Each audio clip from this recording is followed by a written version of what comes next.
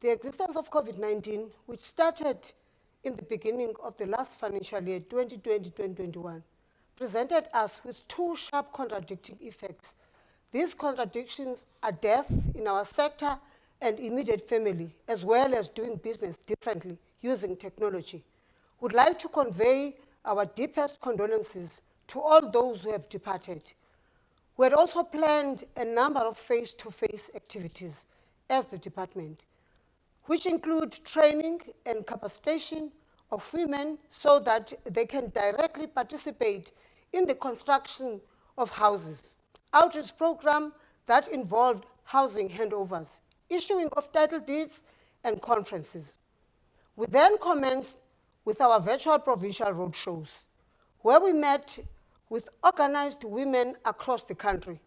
This presented us with an opportunity to interact and establish facts around the participation of women and youth contractors in the construction of houses through the implementation of 40% set aside for women and 10% for youth contractors.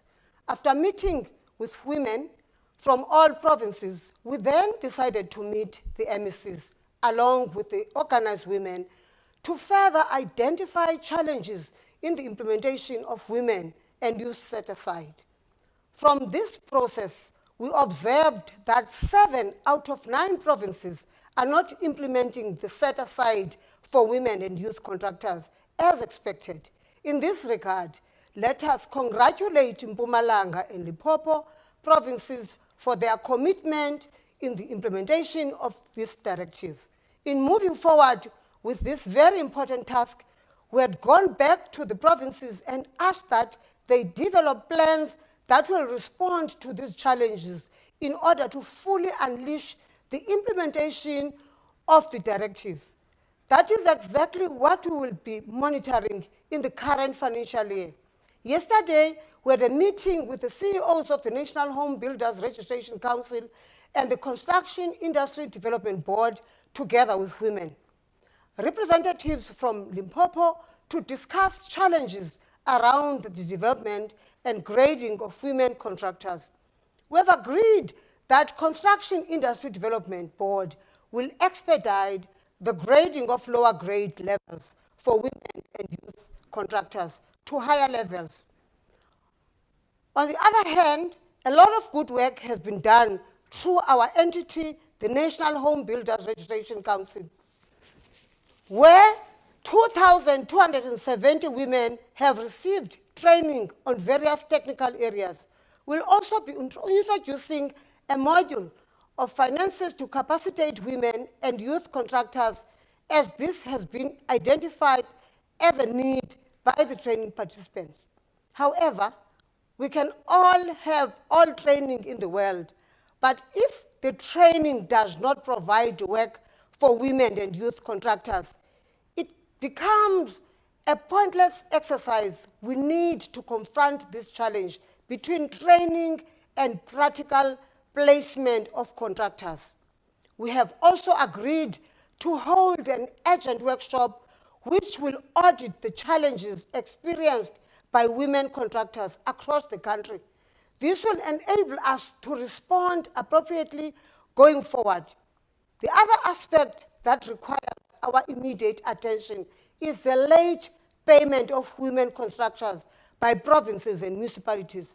This kills the emerging women and youth contractors. All provinces and municipalities must adhere to this principle of paying service providers within 30-day period. Additionally, the department is working with the Gender-Based Violence Forum desk of GBV victims who are in need of urgent housing assistance. It is for referral purposes and to provide assistance through emergency housing program. We are extremely excited with the fact that the Informal Settlements Upgrade Partnership Grant comes into effect this year. I know this has been a worry of the Portfolio Committee. We are saying this grant will support 1,500 informal settlements we have identified to be upgraded to level 3 over MTSF. The informal settlements program is fully funded and therefore means provinces and municipalities must plan and implement the program without delay. It is our desire that the household in the identified settlements have security of tenure, water, and sanitation. We will closely monitor that women and youth contractors are given an opportunity to participate in the upgrading of informal settlements program. We also undertook provincial road shows where we specifically met with our MECs to discuss performance of provinces across programs. We took keen interest in the performance of provinces. As a result of this important action, we embarked on road shows that were directed at those identified provinces in order to assist them in coming up with a recovery plan towards achieving their quarterly targets. Eastern Cape and Northwest provinces are some of provinces where we made direct interventions in assisting to resolve their challenges on performance. Honorable members, in our last year's statement, we indicated that the title deeds restoration funding was in its final year in 2021. Again, the portfolio committee was a bit worried about this. We are now saying the funding for title deeds will come from Human Settlements Development Grant. So therefore, we're not stopping it. We have again made a commitment to put this program as part of our food areas, our focus areas, and indeed, we did so. 100% we did so, portfolio committee of human settlements. Hence, we can report to this House that there were about 32 community outreach and information sessions conducted during last financial year. This took place in 4 provinces, where about 17 sessions included handovers of title deeds as follows. Listen, Chairperson of the Portfolio Committee, I know that this is a worrying factor to you. In Gauteng, 5,619, it was issued. The Northwest, 808. The Northern Cape, 156. But in KZN, 3,000 title deeds were successfully handed over in the last 3 months. Would like to congratulate KZN on showing us that this can be done speedily. So therefore, other provinces must also do the same.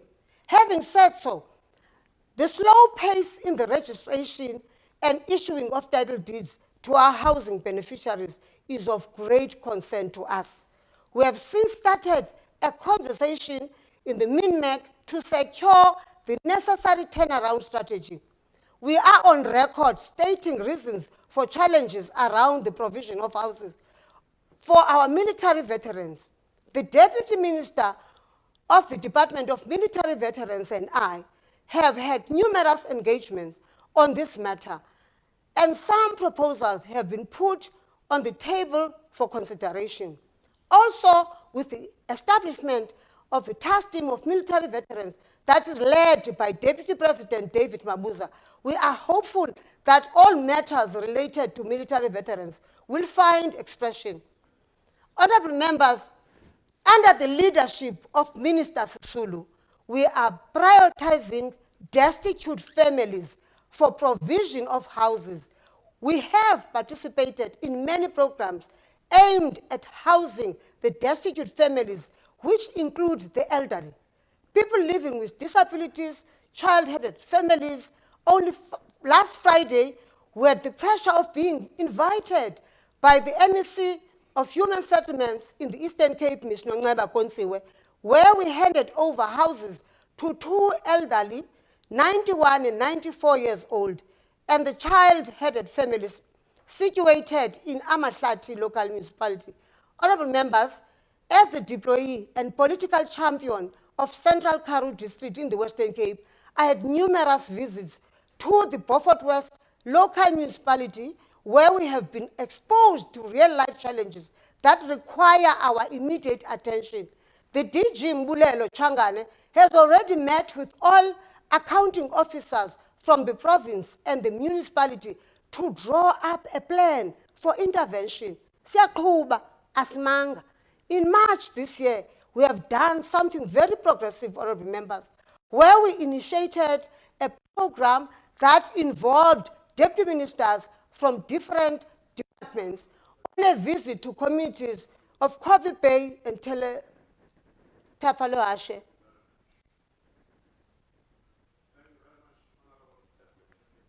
Thank you very much. Thank you very much, Chairperson. Thank you. I did not finish. I was close. How many mistakes did I do? I had one mistake. This is Vile. Which one? I can't remember.